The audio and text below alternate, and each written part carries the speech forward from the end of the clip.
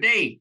My name is Martin Halliwell. Welcome to another exciting episode of the Value Engineering Experts.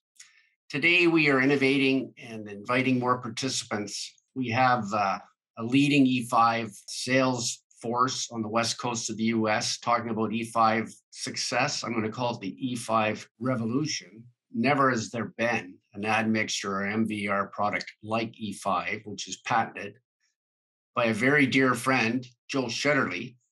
And today we are talking about how to specify E5.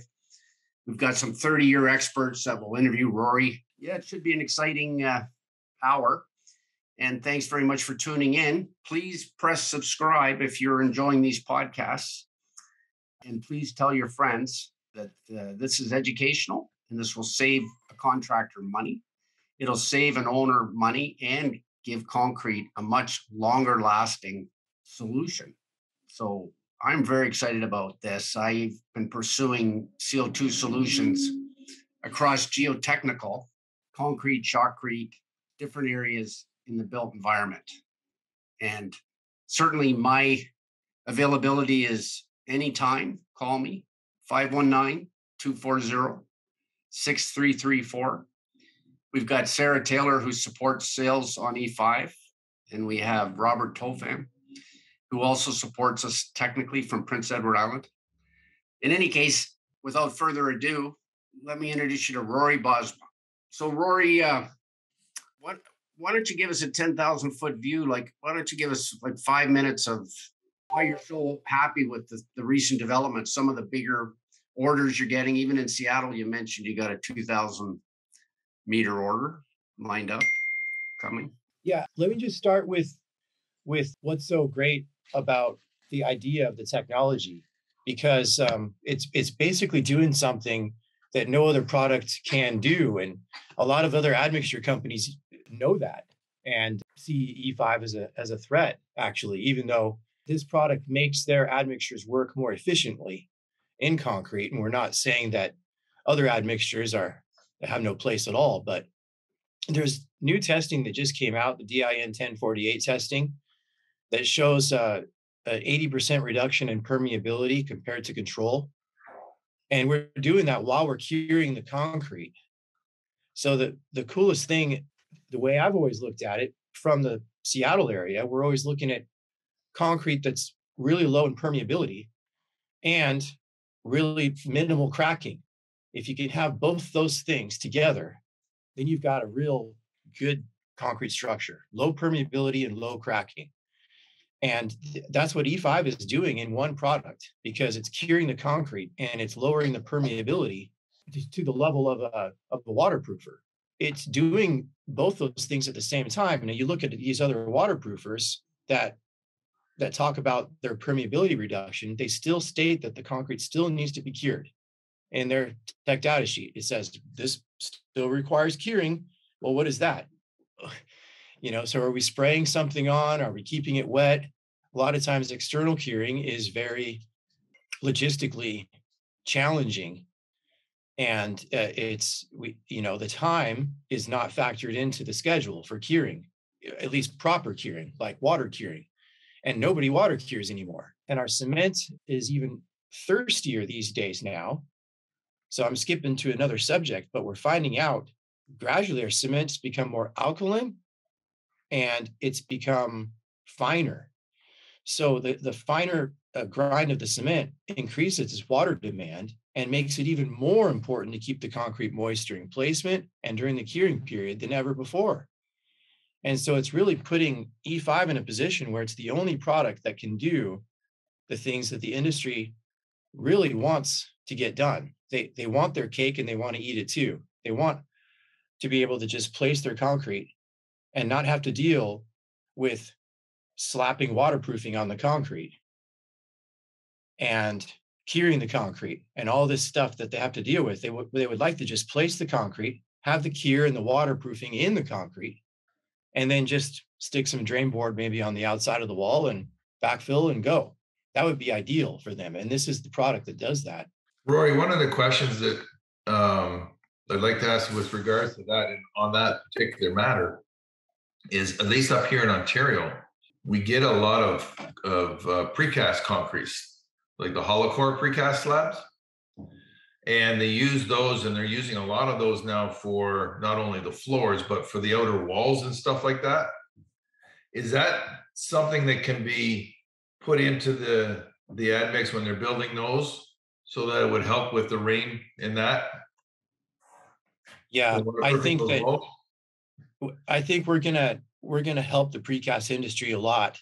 Currently, the way precast is cured is they're usually steam cured. They're getting these really high temperatures that are great for early strength numbers, early strength compressive numbers. And yeah, they keep it moist during that period too, but the temperatures are so high. That's not necessarily the best thing during the cure period. A longer cure period at lower temperatures is really what's best for concrete.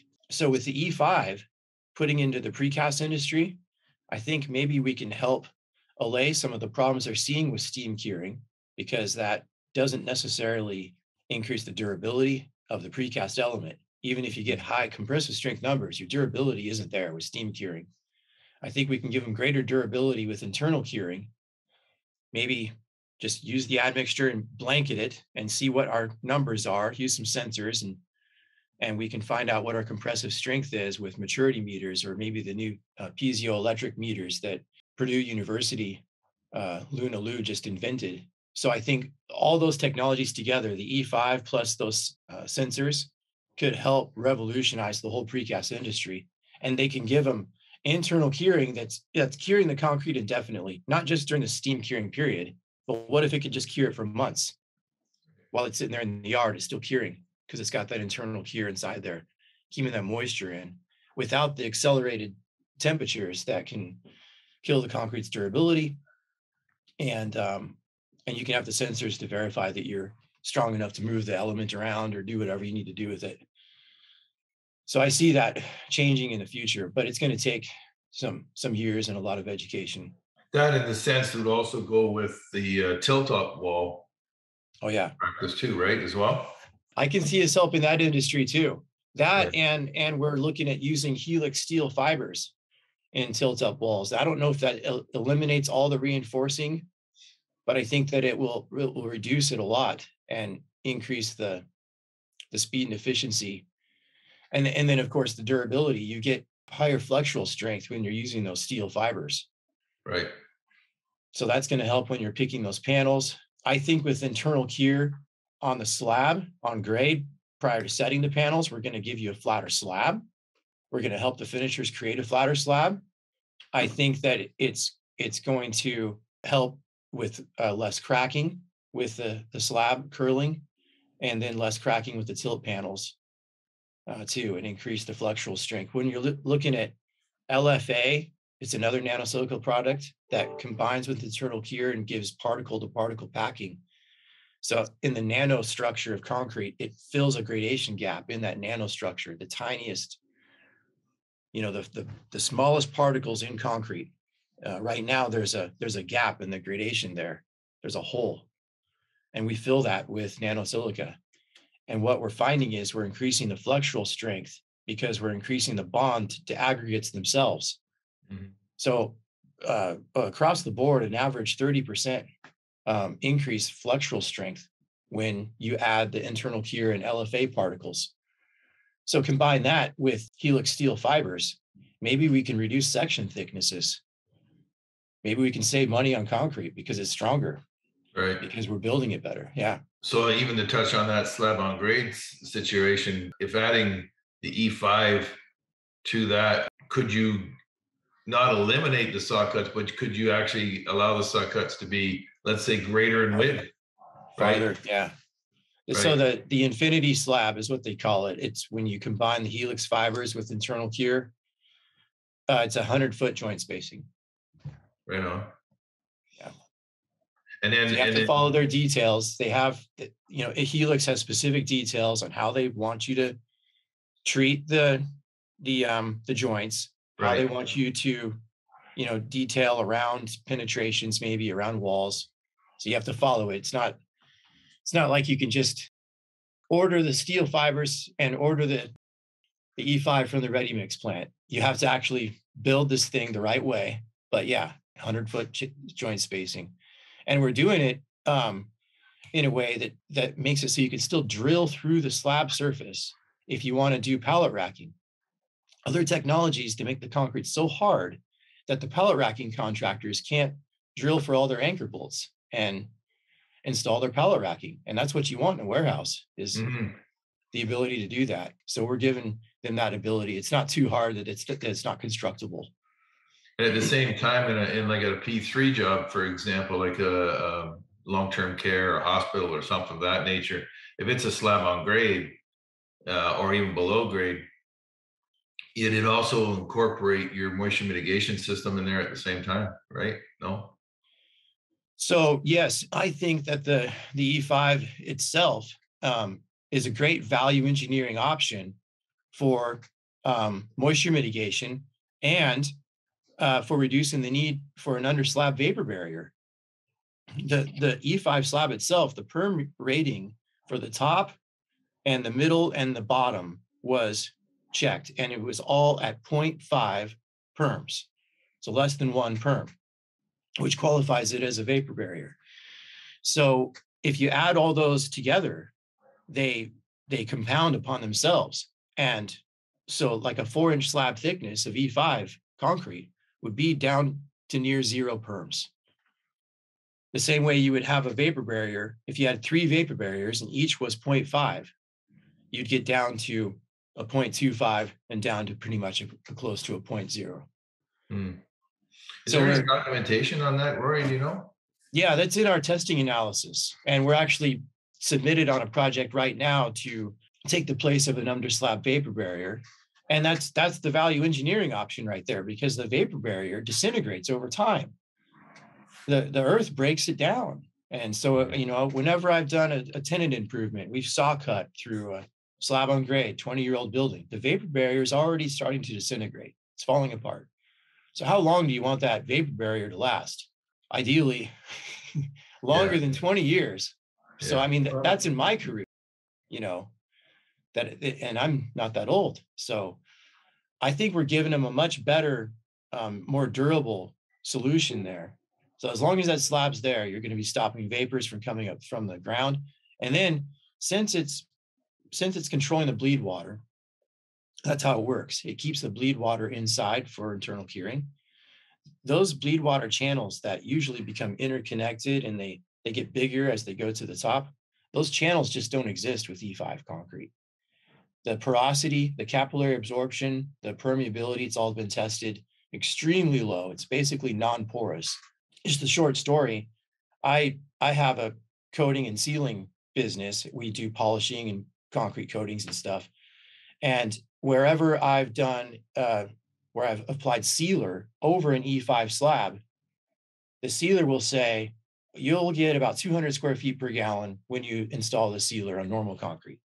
Well, on an E5 slab, I was getting about 1,000 square feet per gallon because it was non-porous. It wasn't soaking in like the sealer normally would on the first coat. So that was just a real, on the boots on the ground perspective that I saw over a year ago when I first started playing with it. It's basically non-porous. So it controls the problem of moisture coming up from the concrete itself. That water stays in for curing, which is good. And it controls the possibility of topical water throwing off your schedule, like topical water from some other source, external source, soaking back into the concrete, which would be a problem if that concrete was a sponge. Since the concrete's not a sponge, your risk of schedule delays and moisture issues due to both those reasons are solved with E5. Even like, say, rain on slab, for example, right? Exactly. It'll dry out a lot faster because that rain won't penetrate. Mm-hmm. Now, I know Rick will ask this question too, is when you say that it basically makes the concrete non-absorbent, if you will, in a sense, how does that affect the flooring trades as far as, when the guys are wanting to put adhesives to it and whatnot? Is it going to do they have to open it back up, or is it going to allow for a good solid bond in the sense that the water and the adhesive won't draw into it? So what was interesting to me is I had the same question, and what was interesting to me is that the E5 is getting about 3 times higher bond strengths to water-based adhesives than normal concrete. And I say, what? How is that happening? Because it's non-porous. How is this being, sucked in? Well, it's interesting. The nano-silica, how it works is it's drawn to water. That's how it works when we put it in the truck. It attracts itself to the water molecules and makes that water heavier and disperses it around the cement grains and creates better hydration. Since the water is heavier, it doesn't evaporate out as much. It stays in a lot better. So that's one of the reasons it works so good, because the particles love water. Well, the same thing happens on the surface of the concrete when you bond water-based adhesives to it for flooring. The nano-silica is right there in the concrete. It's still ready to activate on the surface. And so it sees the water in the adhesive and it sucks that adhesive right into the concrete. And so we get better bond strength. Yeah. What about 100% solids epoxy, general service epoxy? What's the bond like with that? Have you experienced that or heard any information towards that? I haven't personally bonded epoxy to it. I haven't had to, but if you wanted to, all epoxy should have a concrete surface profile of 2 or higher. 2 you get by grinding. 3. Yeah, around there. 3 you get by shot blasting. Yeah, so it depends on the epoxy manufacturer, but epoxy bonds to concrete mechanically. It needs a key. There's no organic bond or chemical bond from epoxy to concrete. Those two products. Well, that's what I was asking about. Your E5 in the concrete, new, pour, ready. Can I go right over with epoxy? Do I still have to create a profile? You would still have to do the profile because epoxy needs a mechanical bond. Okay. Period for concrete. Yeah. But you don't need the epoxy, Rick. Well, sometimes architects will spec that, and that's what the client wants too. So that's the reason why I'm asking, because did you not mention to me that you could polish the concrete surface with, I'm going to use the word polish, I guess maybe put on a burnishing pad to a E5 finished floor, and you'd get the same appearance as you would refining the floor by polishing? Was that mentioned earlier between you and I, Mark, a couple of weeks ago? I'm just trying to see if you wanted to polish the slab, Rory, would you have to go through the refining? So you're skipping around a little bit. What you can do the day of the pour is you can burn it in.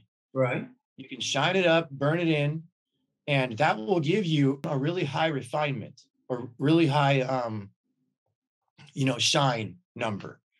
That won't expose any aggregates on the surface, though. So it won't technically be a polish. A polish is where you take it, you start at a certain aggregate exposure.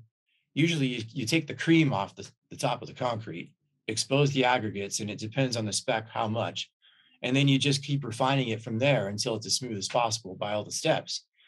So when you want to polish E5, since the E5 makes the concrete so abrasion resistant, it's very strong, especially on the surface, because the nano-silica kind of collects at the surface more than the body, because there is some tendency of the bleed water to come towards the top, but then so much of it gets collecting on the top with nano-silica together that it actually increases the surface hardness a lot, because that material's just kind of risen up to that level and stays there. Doesn't evaporate out, but stays there. So the surface is really hard.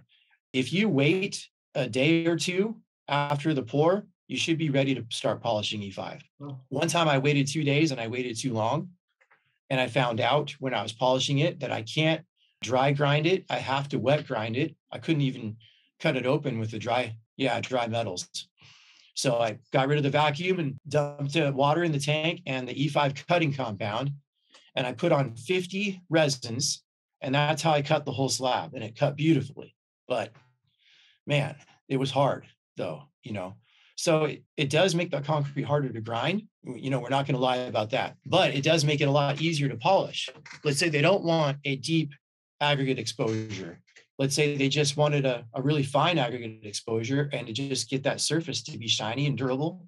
Well, you can totally do that with E5. You can just hit it with the 200s and the 400s and 800s if you want, and you can polish it and you just won't have all that deep aggregate exposure.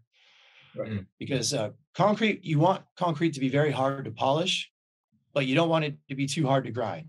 So you want to get on it with a big machine, probably a day after the pour, and start wet grinding it first. That's how you grind it. If you wait too long, you're gonna see how hard this stuff gets, and it gets hard. Yeah.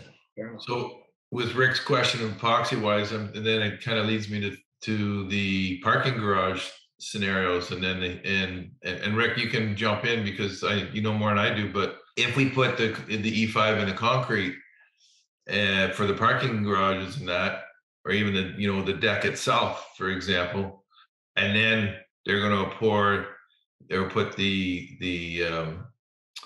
traffic topping on top. Is that the same scenario as they're going to have to brush blast that? You'd have to brush blast it. You're still going to have a profile. Right. It's a solids factor. It's along the same lines as general surface epoxy. And there's different types. I'm just talking even urethane base. You're still going to, it's like a cementitious base. So you're still going to have to.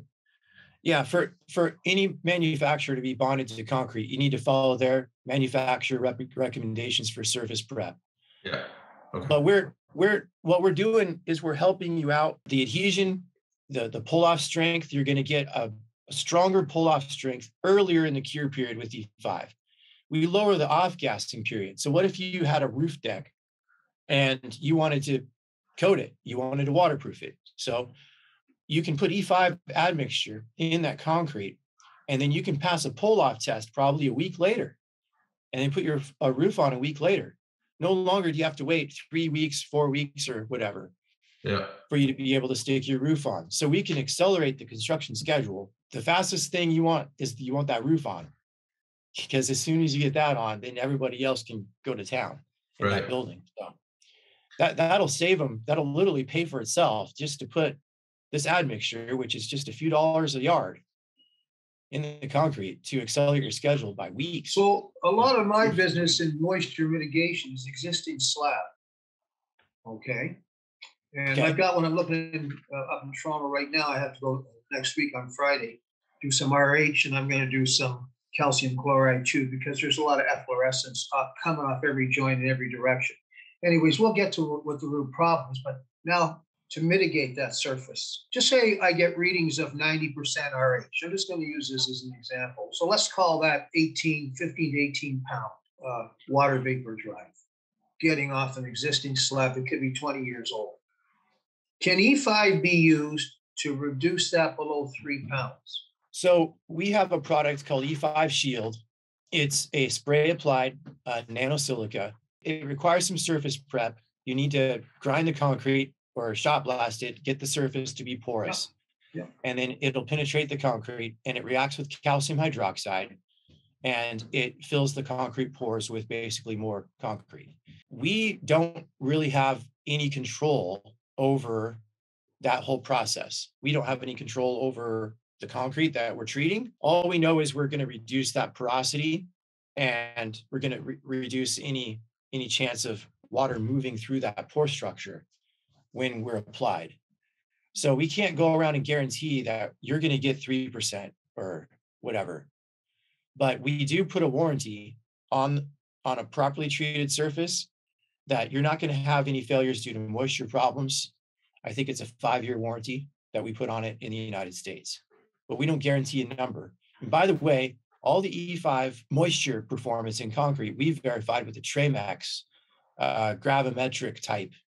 Well, that's topical. That's a topical instrument. That's yes. Okay, so what I'm asking again is how manufacturers sell their mitigation systems. Ontario, and Dave, you know this, you sell them yourself. They need to know what the actual reading is and percentage of water still active in that slab that's causing the problem. So if I talk about your shield, does it push the moisture out, close the capillary, and then give it 72 hours or whatever, retest and see if you're below your compliance level? Because most of the time we're called in to do this is because today's sheet goods can't exceed 3 pound threshold. They have to be below that.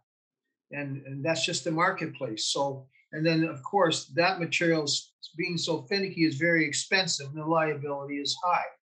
So taking that job on. So yeah, there is slab preparation, inducing to refusal, whatever the case may be. But I think where I'm going with this is that because I'm more in the mitigation side than in admixture side in my field, that I'm looking at other venues other than epoxy-based mitigators and then a leveler over top because, you know, you chewed the concrete up and they're putting down something less than 1/8 of an inch in a vinyl, let's say, on the floor, you know, because they got to get back to where they want that really flat surface. So that's why I'm asking about the shield, is that, you know, opening something up, send it into refusal. Can you hear something happen here? There we go. You know, spray it to refusal.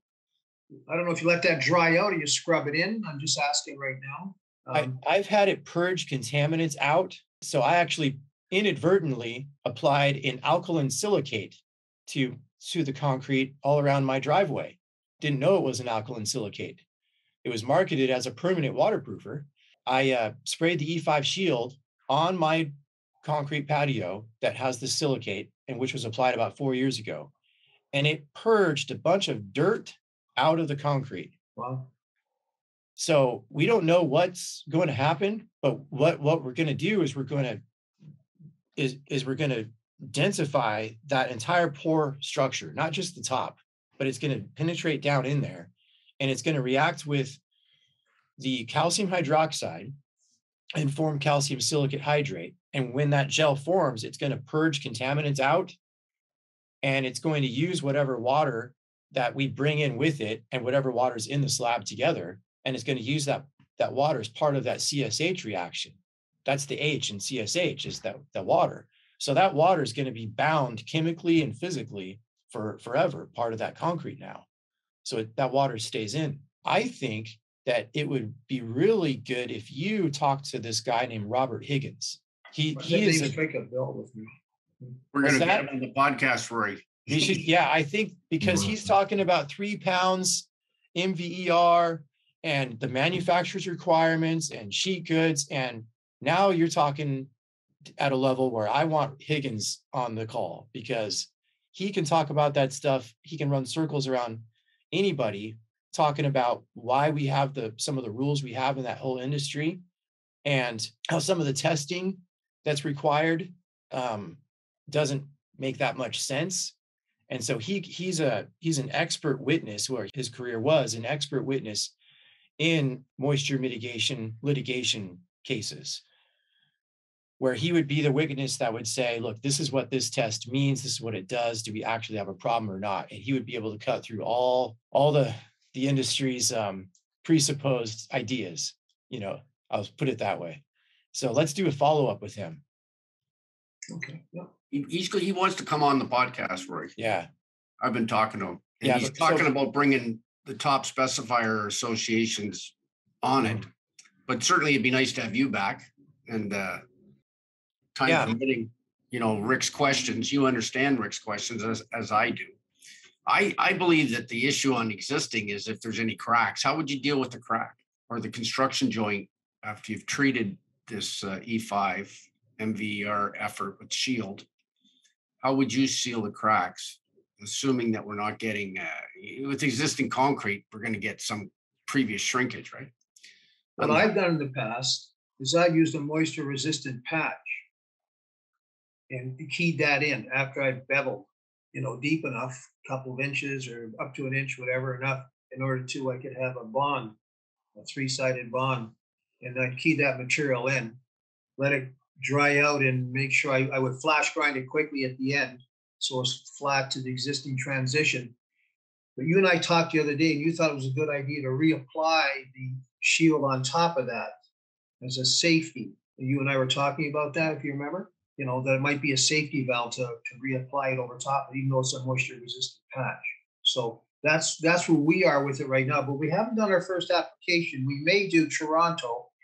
I'm, like I say, Martin, on this, but I just wanted to get some qualification more on the material because at the end of the day, we're trying to eliminate a self-leveling a lot of these floors that don't need it, which is an added cost to the end user. So if we can grind the floor to flat and smooth, open it up and induce it with this product, and it helps, or it does reduce down the MERV, then they can go right back over and put their glue directly to that floor. That speeds things up and it reduces down the cost, and it gives them also the satisfaction that the MERV is down, and then there's a warranty if there's a warranty attached to that. Because if it doesn't go in 30 days or less, it's not going to. I don't believe you're going to have a problem past that, unless for some reason it's near some kind of culvert and there's a breach and that water comes up and it just does something that we are unaware of. So. Right. I had to jump on the phone real quick, so I might have missed this question. But in lieu of what Rick was saying before, from what I understand, is you apply the E5, and basically, then once it's applied, if you did an RH test, Rick, for example, it could still read 90. Correct. But the material is doing what we're asking it to do.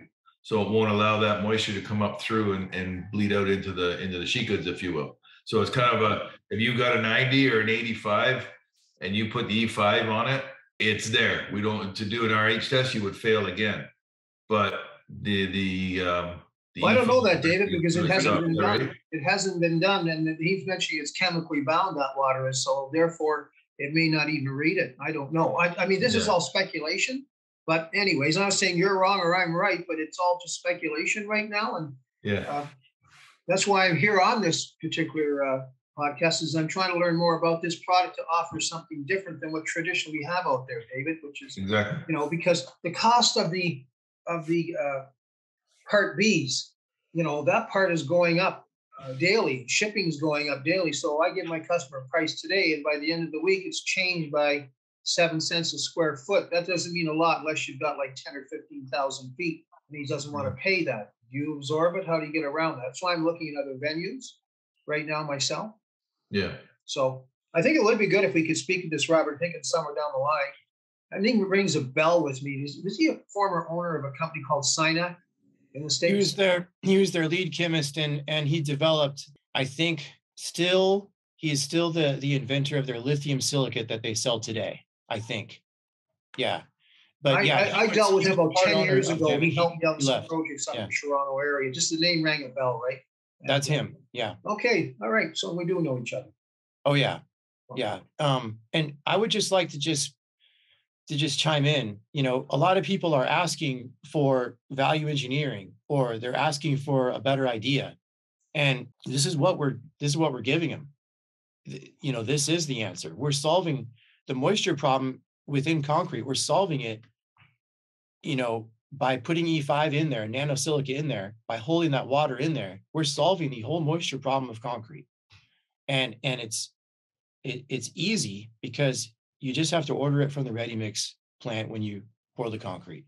It's so easy. You don't have to do anything else.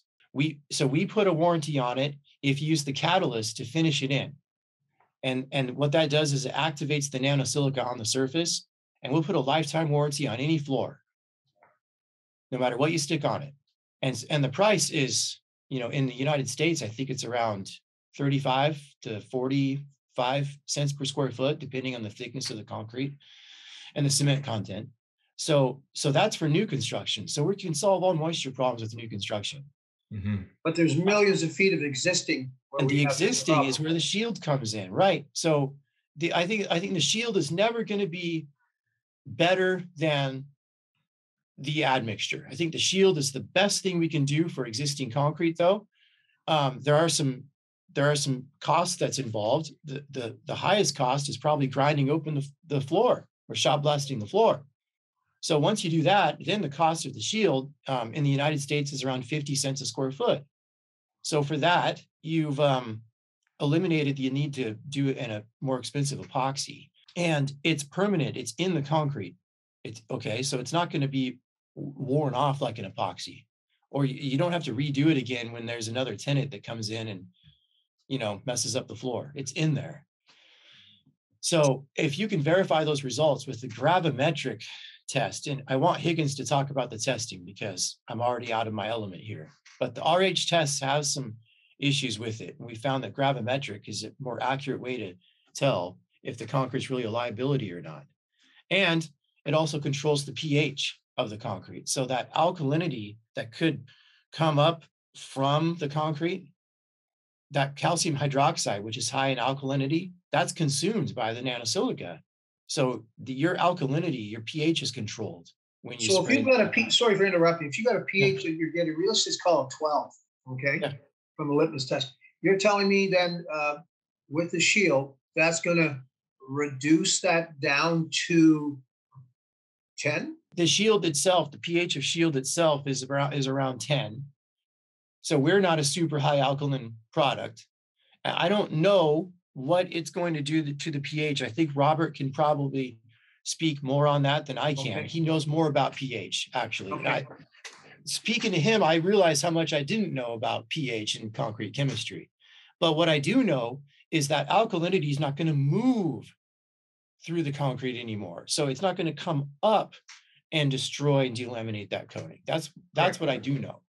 Either saponify the adhesives or digest it to powder, whatever the case may be. It's no longer a liability for you. Yeah. Okay. Okay. So we'll have to get Robert Higgins in because I've got a boatload of work opportunity in Merving up in the Toronto area. It's starting to come at me fast, and I'm really interested to see if this is a possible fix for it. So if we can hook up with him in the next couple of weeks, that would be great to let us know. I'm not saying it doesn't have its value in my field. Maybe I've got to do that, and I still have to do something else that is just going to still use somebody's MERV system. I don't know. I just want to know. I want to hear from Robert on this. When I got involved in this game many years ago, I Googled up and he come up, and he was, I think he had two other guys. I don't know if they're still with him. I can't remember their names. It's years ago. But anyways, they came up here to Canada, and we did a large hockey rink with one of their systems. It was like a cement-based system, and it worked wonders. And then we went in two different directions past that, but he's still around. God love him. Good to hear that. You know. So. Yeah. I mean, we could have the same group as soon as Robert's available, because he's expressed interest in doing this, Rory. Yeah. Yeah. He wants to help. He's doing it because he loves concrete, and he wants to help the industry. He's not out to make money anymore.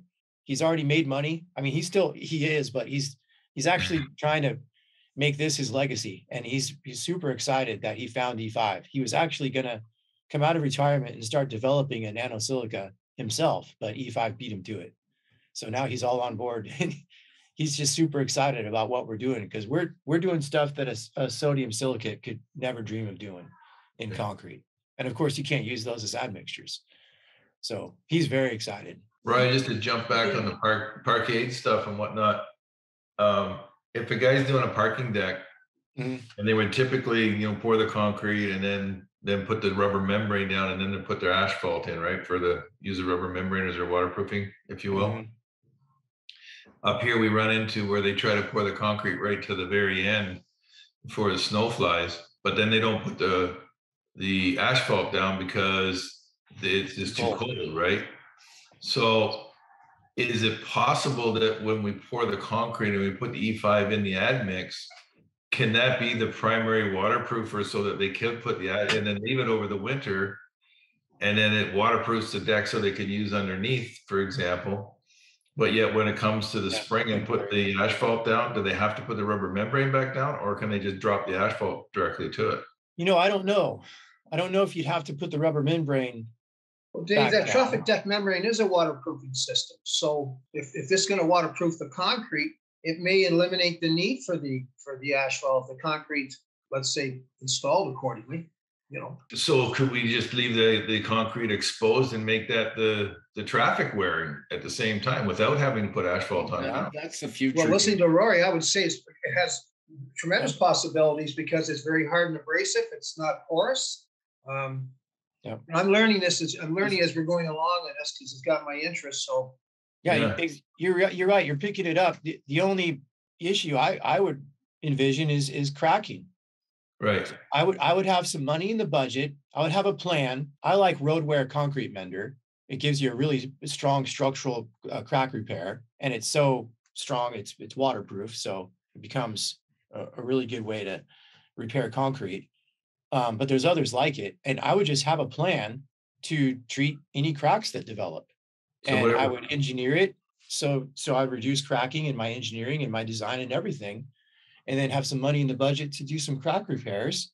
And you'll still be money way ahead of the system that you just described, because if that rubber membrane underneath that asphalt, if that ever fails, how do you fix it? Exactly. Yeah. But if you've got a crack in that E5 deck, how do you fix that crack? Just buzz it out, fill it with the road wear concrete mender, and then take a strip pad and strip off the top, make it look pretty, and you're good. Yeah. So you can actually get to the problem. You can actually fix the problem with this system, as opposed to, because I know there's other systems that are similar down here where you've got that waterproof coating and then you've got pavers over the top. And so who knows, where it could be leaking, or if there's a topping slab over the top. And so the topping slab cracks and water can get in through the topping slab. It can travel horizontally hundreds of feet, across that membrane, then come through another crack somewhere else. So how do you fix that? You have to go in from underneath the concrete, and repair it from the ceiling, which is, kind of difficult because you can't actually fix the problem. This idea, you could actually fix the problem from the top. Yeah. There might be some opportunities for that, Rick, for sure. Well, absolutely, because generally on an on-grade slab, when you're talking traffic deck membrane resinous, you don't put deck membrane on grade. You just use an ordinary sealer, clear sealer. Yeah. You usually put your resinous, or what Dave talks about on a suspended slab. I haven't seen it yet, but I'm not saying it can't be done. But this is what our manufacturers are telling us. When we get into them, we just priced it was about 1 million square feet up in Aurora, and a good 250,000 that's on grade, and we didn't bid to put anything on that because what our guy said. So it's putting us in a favorable position. But anyways, this is what my experience has been. It's usually something that's not on grade is when you get into traffic, or below grade. You do it, but not on just the way it is up here in Ontario. I'm thinking even simple things like sidewalks and stuff like that too, right? Basically anything concrete. In essence, is this going to give the concrete life expectancy an extra 5-7 years kind of thing, right?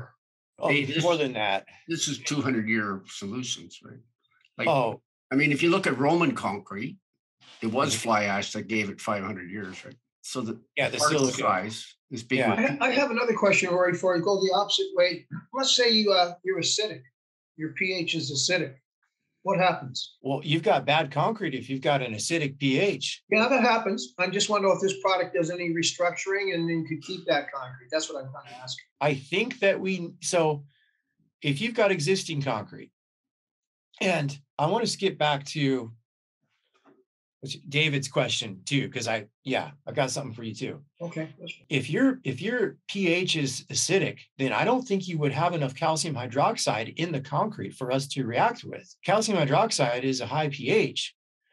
So, I think this is another question that Robert could explain better, but my gut's telling me that we may not be able to help that concrete at all. We need a certain pH in there, which that calcium hydroxide provides, for us to be able to, preserve it and stop it from deteriorating any farther. Because I know that's how we work. We react with that calcium hydroxide. Okay. So we should ask Robert next meeting. There's a researcher in Colorado, John Belkowitz, and he used nano-silica on an airport runway back in 2011. And so he used the nano-silica in the test portion of the runway. I think it was an apron, actually, not a runway. But anyways, same conditions where they use de-icing salts all the time, magnesium. And he did a control. And so he took a picture 7 years later, and the broom finish on the nano-silica concrete was still intact. All the broom marks were still there. But the broom marks of the control concrete were all scaling off, and it was also starting to expose aggregates on the control part where the de-icer salt has eaten off that concrete. So I drive around, and I'm in areas where there's a lot of freeze thaw, and I'm looking at the sidewalks, and the curb and gutters, and they're Mhm. just falling apart, right? And I'm thinking exactly what you're thinking. The city Yeah. sidewalks need this in there, especially if you're in a northern area where you use a lot of de-icing salts. Yeah, yeah. I'm even thinking like even if say like for Michigan, for example, Yeah, a lot of concrete highways in Michigan.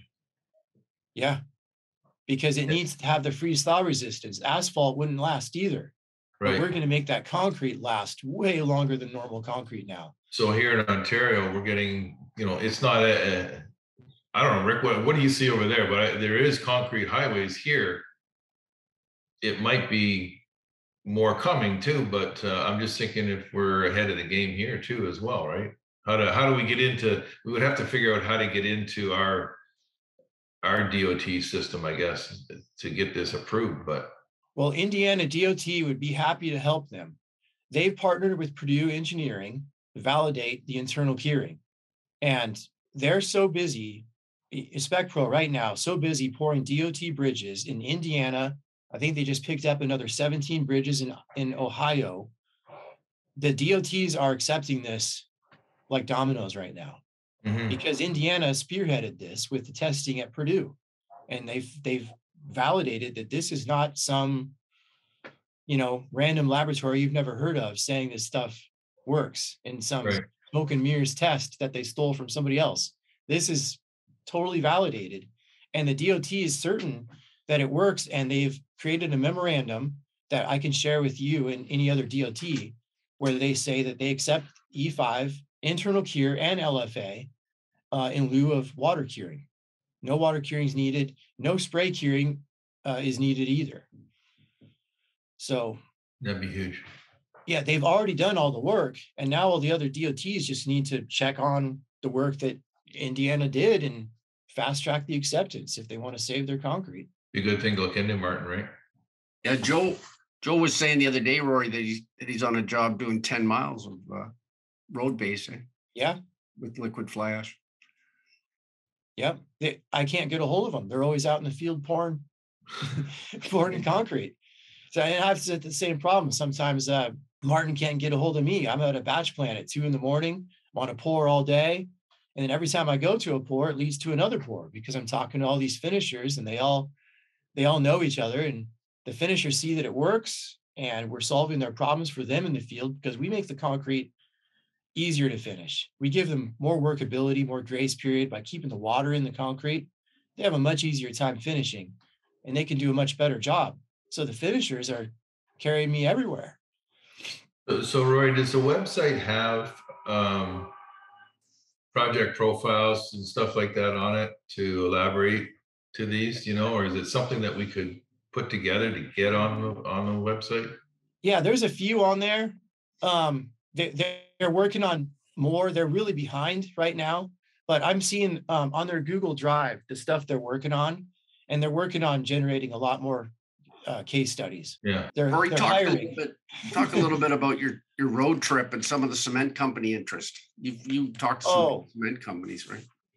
Yeah. So or ready mix.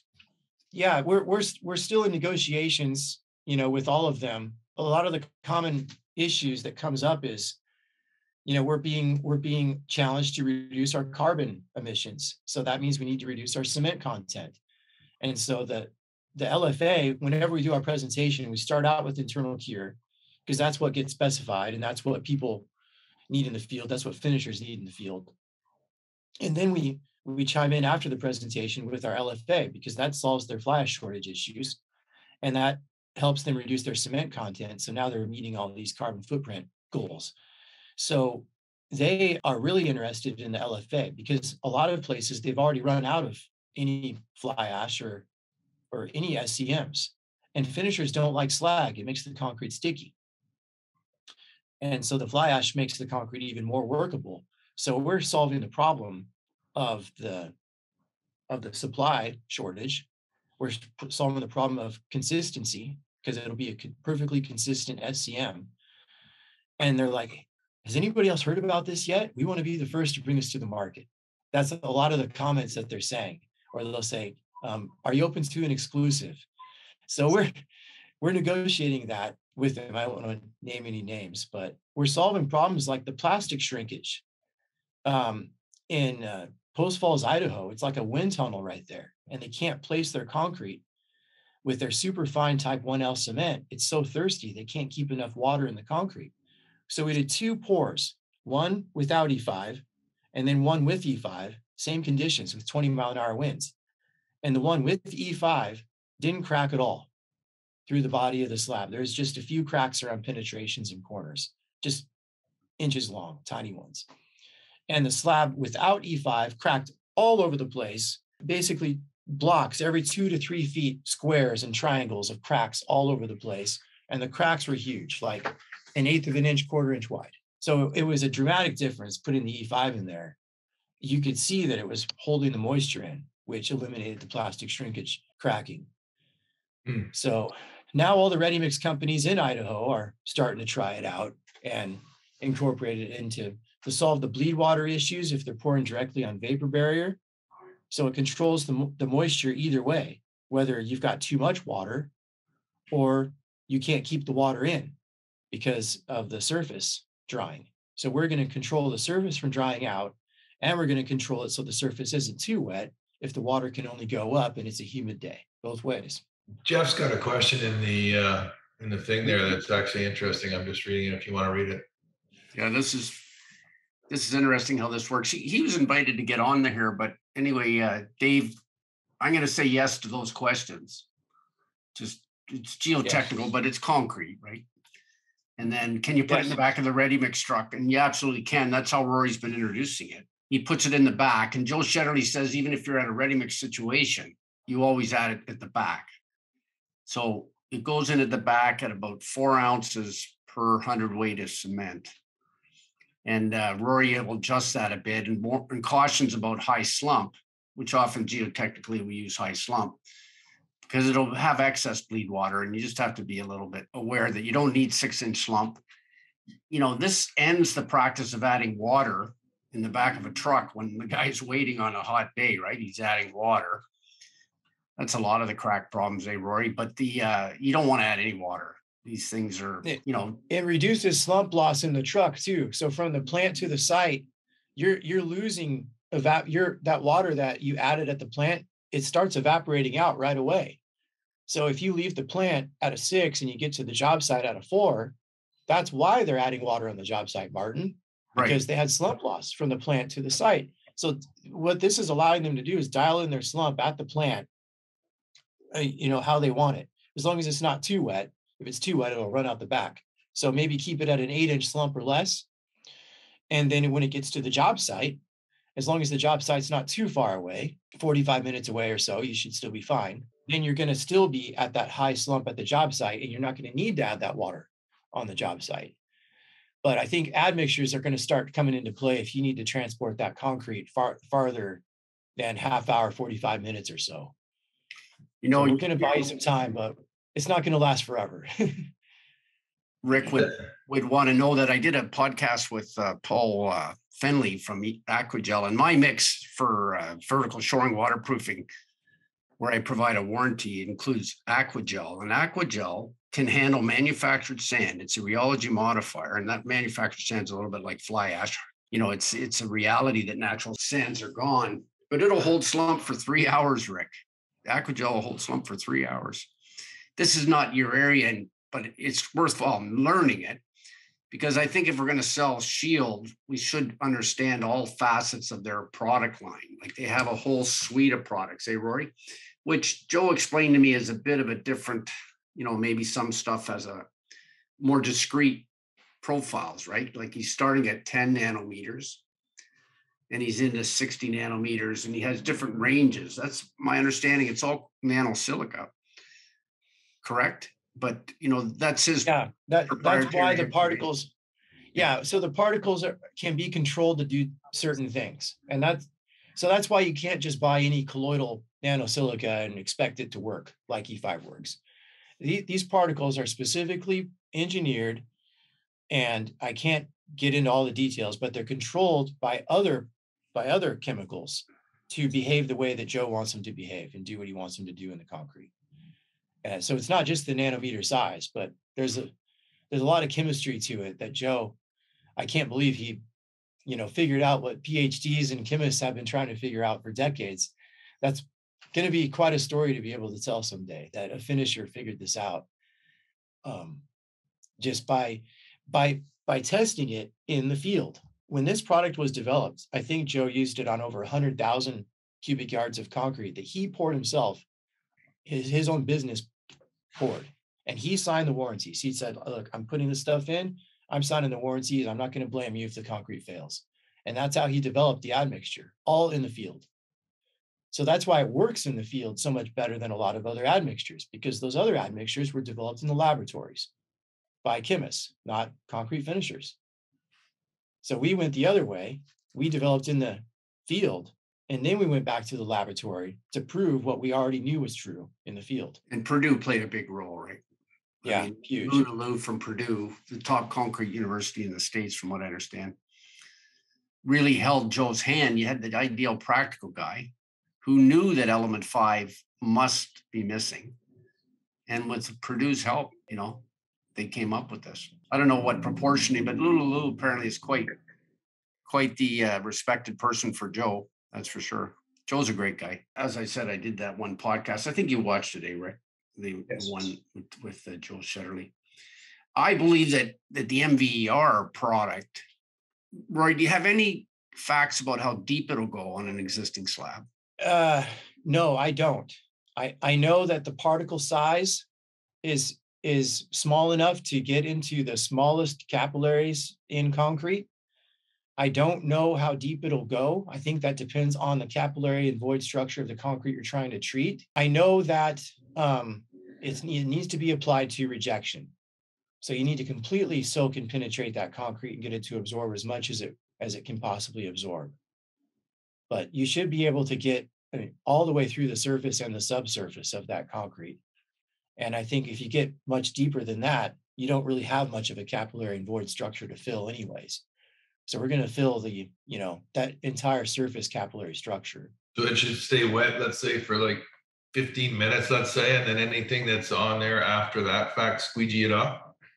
Because I know if it sits on the surface, you let it dry, it becomes like a skin, right?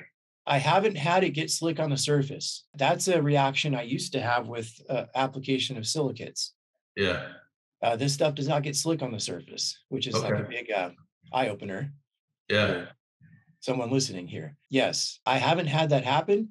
I've had it just all completely soak in. And then, whatever product that was on the surface, it's still a liquid on the surface. I haven't had it gel up and get slick on the surface ever. Right. And so I think eventually it just evaporates off. I have poured the E5 shield on a plate and I just let it sit there for 48 hours. I let it evaporate and it doesn't remain a gel on the surface. It completely turns into a solid crystalline structure. Okay.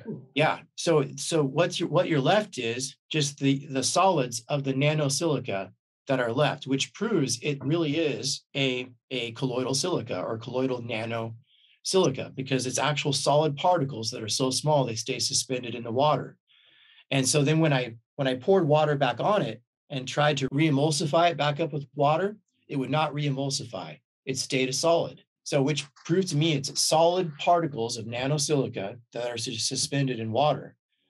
And since it takes a while for the reaction to happen between calcium hydroxide and true nano-silica, it's not a fast reaction.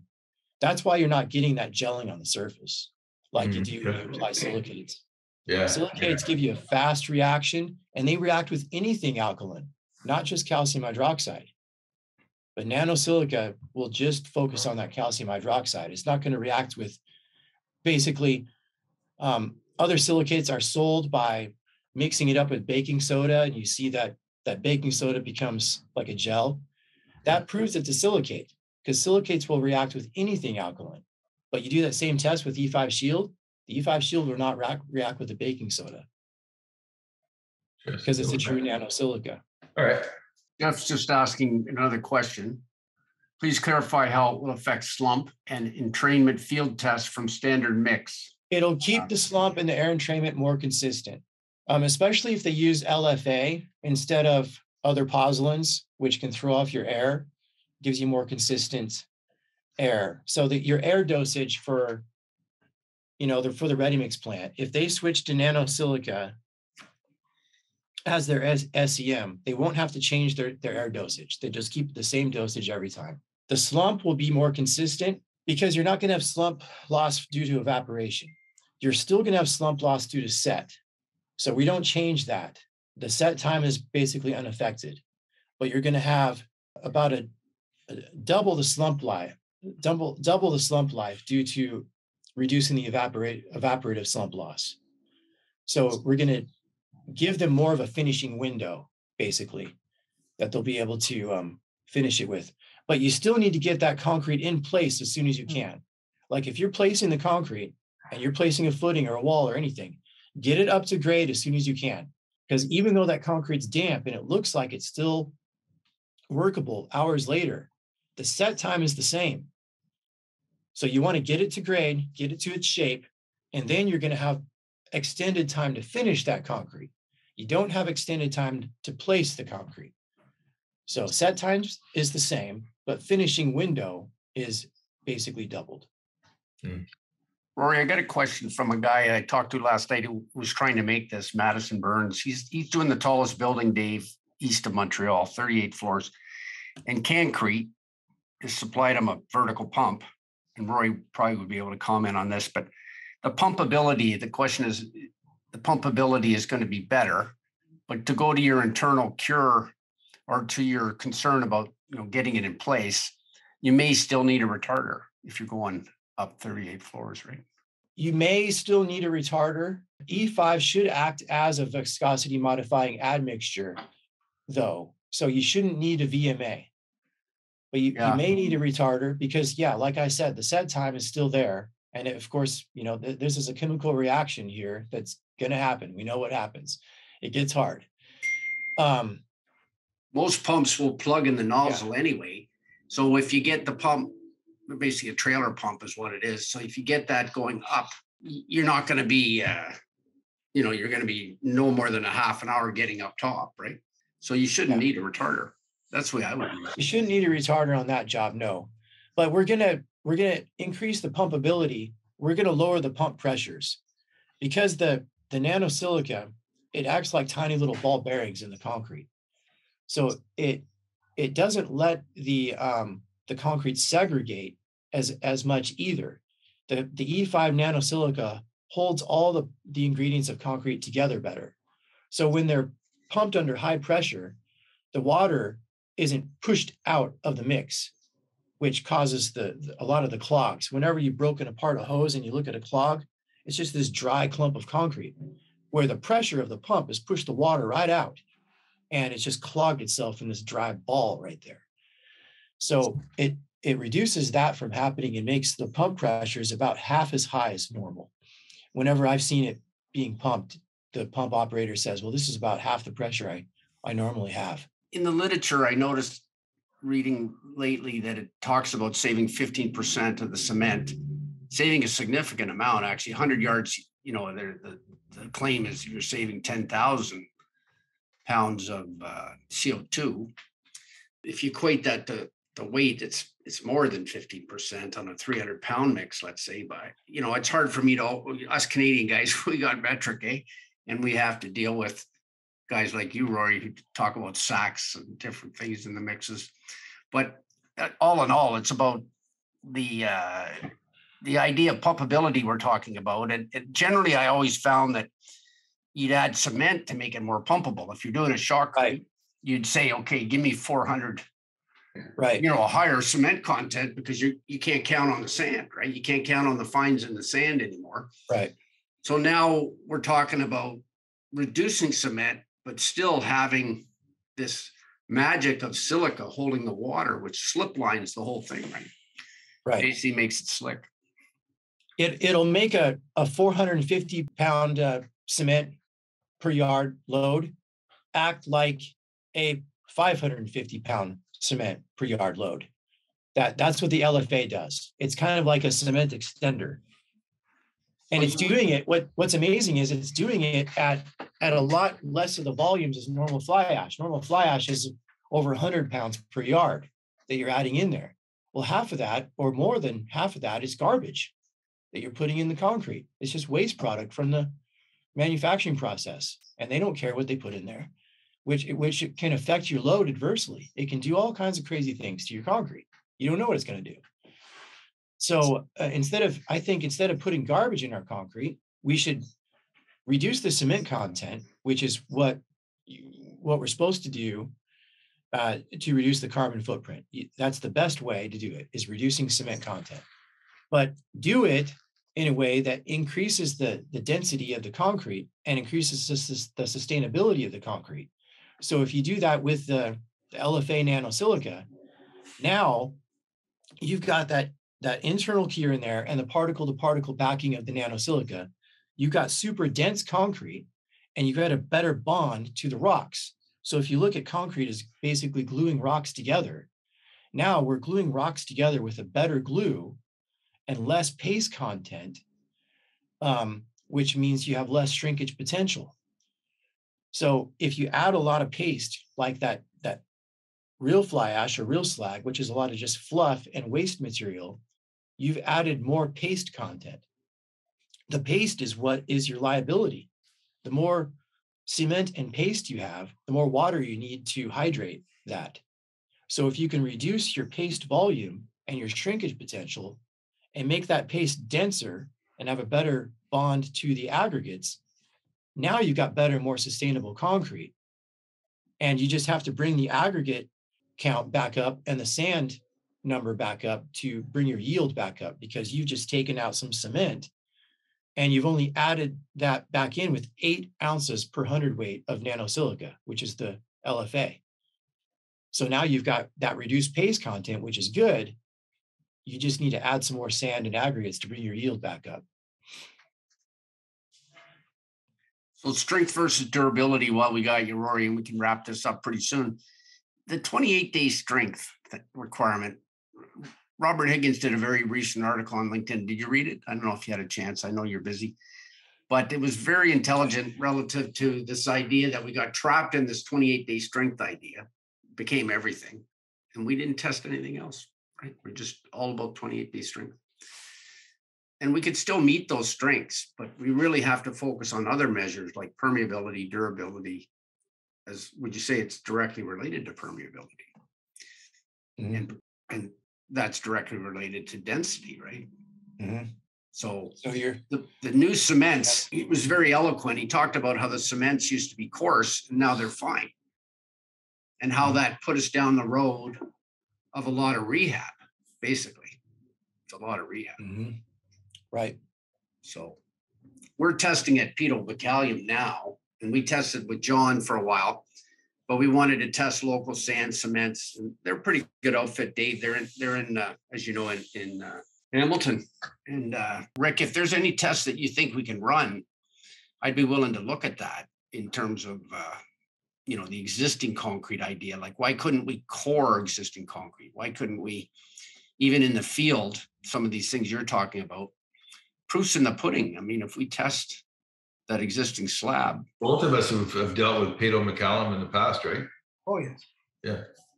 Yeah. So what can we do on testing existing other than, tell City of Toronto, well, let's do 500 square feet with this product and test it in the same window that I got to believe you're going to get rid of that epoxy primer on that one job.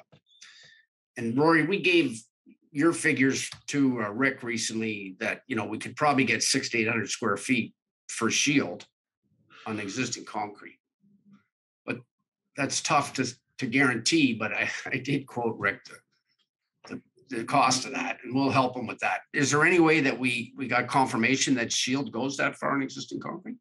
600 to 800 per 5 gallons. Oh, yeah, I would think that you would be able to hit that.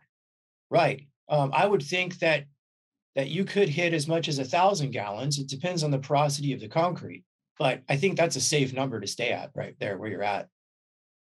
Yeah. So that's Rick, on the E5, correct? Or on the shield, right? The E5 shield. Yeah. Yeah. 600 to 800 square feet per 5 gallon pail. Yeah, I would go with that. Shutterly was telling us the other day that he got down to below 3 within a week on new concrete. What's the difference? I mean, you're going to get down below 3, to answer Rick's question earlier in the podcast. I believe we're going to be below 3 on existing, and it's just that crack treatment. And again, nobody's asking you to stick your neck out. No, Joe's careful, which I think admire. Robert Higgins could probably be the guy to answer that if he's done any testing himself. Yeah, let's do.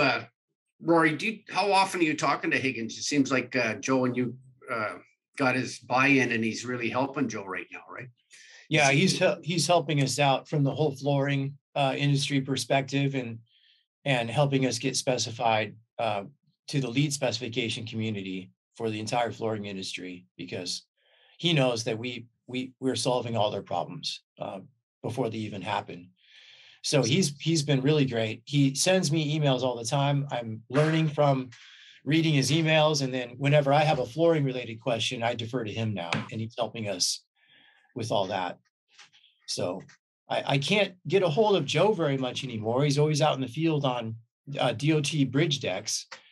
So, Joe's kind of diversifying his team of experts to help him get this product incorporated, all over the country. And we're going to do a rifle shot at the specifiers overall. A lot of the architects lean on the spec writers, and they have a really tight-knit community, and they all know Robert. So it's really great that we've got Robert to help us, because we know we've got the answer. Now it's just, getting it to the right people and having someone like Robert that can explain this from that perspective. That's really good. I'm a concrete guy, but I'm not that much of a flooring guy. So Robert can really help us there. Rick and Rory, I'm going to quote my exchange on LinkedIn here. He's willing to do the podcast to the end of July, and we'll get you guys back if you can, because I don't think it's too much to have 5 or 6 guys on it. The 2 gentlemen I want to introduce to you are Clayton Shull, who is one of the most respected and active flooring inspectors in North America, and Chris Maskell, who's the president of the NFCA, National Floor Covering Association. Both great people and dedicated to helping the industry. So that was going to be planned, Rick, and I'll make sure that I send you that invite, because you'll get the questions. This will be quite interesting, Rory, and maybe save you a bit of time with another training session. I'm hoping to offer these experts like David and Rick, and they together have, Rory, 60, 70 years experience in this flooring industry. And now we add in another 100 years from the States, and we can really work together, right? So what's Robert's last name? Sorry. Higgins. Robert Higgins, Higgins. Please, he's going to get a copy of this. This will take a better part of a week to cut and edit, but join his LinkedIn. Yeah. In a week anyway, and some of these questions you can ask directly, because he's pretty responsive. I got into it with him, and he was quite interested to talk. So this is his passion, definitely. Yeah. Anyway, we probably should wrap it up. Thanks a lot, Rory. It was very much appreciated. I even enjoyed watching your boy there. I didn't realize you had some young kids. Sorry about that. Tell us about your nozzleman thing, just to finish off. You were a nozzleman, and we're doing things with shotcrete, but no, I was never a nozzleman. Oh, I thought you were. No, I'm not that tough. No, I was a shotcrete inspector though. Oh, okay. So yeah, I would have to inspect all the rebar and have to make sure the nozzleman was certified and the blowpipe operator. And so, yeah, I've seen a fair bit of shotcrete, but never shot it myself. We're starting to make a breakthrough in Metro Toronto. I ran into somebody who runs the whole show down there. He's going to introduce me to the top permit guy, Jim Kaler in California. You've had some dealings with him. Now, Dave, they're actually not using any waterproofing down there. Now, that's not with E5. That's just with some. Do you know what Jim Kaler sells? Is it a crystalline? But they're not doing the actual traditional thing we see in Toronto with this waterproofing, right? And I know we'll get rid of it with my bypass shotcrete system, and hopefully, soon, because you hate to see the waste that's going on. We figure it's 80,000 tons of CO2 per P4 garage. with those raft slabs. It was interesting because this guy that I ran into was a Western grad, and he got it right away. I mean, he understood. He's a water guy, and he understood that they've analyzed the problem incorrectly in Toronto. It's not a groundwater problem. It's a storm problem that gets involved with the sanitary and overloads the treatment plant. Anyway, Rory, always a pleasure. You're looking good today. So be well, you guys. I'll let you go. Rick, if you have anything else, call anytime, man. We'll hopefully do some great things with that job you got coming up. Absolutely. Thanks for the invite. Looking forward to the next meeting. Thank you, guys.